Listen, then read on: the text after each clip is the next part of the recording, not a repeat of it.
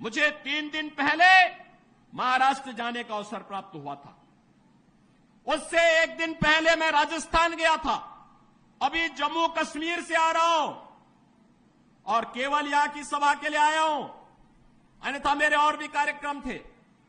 मैंने कहा नहीं, मैं जाऊंगा सरधना में, मैं इस बार जरूर जाऊंगा, 24 में मैं जरूर जाऊंगा। और बहनों भाइयों, मैं इसीलिए आया हूं आपसे कहने के लिए, जो लोग गुमराह कर रहे हैं उनके गुमराह में आने की आवश्यकता नहीं।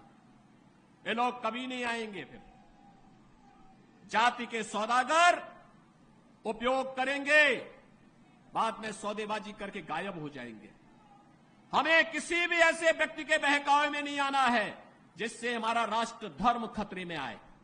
याद रखना, इस देश के राष्ट्र धर्म को हमेशा खतरा जब भी आया है, इन्हीं लोगों के कारण आया है जिन्होंने जातीयता के आधार पर समाज के सामाजिक ताने बाने को छिन्न भिन्न किया है, हमेशा छिन्न भिन्न किया है।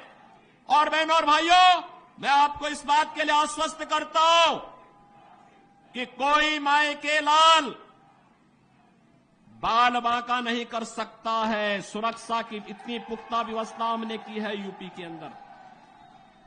आज आप देखते होंगे बड़े बड़े दुर्दांत माफिया और अपराधी किस कदर उनकी दुर्गति हो रही है। आप देख रहे होंगे, जिनके नाम से ही लोग कर्फ्यू जैसा माहौल होता था, आज उनकी दुर्गति क्या है, हर व्यक्ति देख रहा है। इन माफिया और अपराधियों की स्थिति क्या है, आप रोज सोशल मीडिया के प्लेटफॉर्म को उठा करके देखते होंगे। एक दुर्दांत माफिया ऐसा भी था, बहनों और भाइयों, जब आज समाजवादी पार्टी की सरकार के समय चलता था तो मुख्यमंत्री हो या मुख्य न्यायाधीश, इन सब के काफिले रुक जाते थे और माफिया का काफिला निकलता था। और जब हमने कार्रवाई की उस माफिया के खिलाफ और उसको रगड़ करके कोर्ट के सामने प्रस्तुत किया तो उसकी पैंट गीली हो गई थी, उसकी पैंट गीली हो गई थी।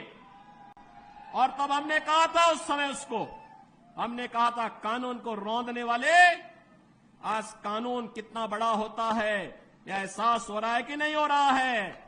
और निर्दोष लोगों को मारोगे तो मिट्टी भी नहीं मिल पाएगी। और बहनों और भाइयों, इसीलिए मैं आया हूं आपसे कहने के लिए,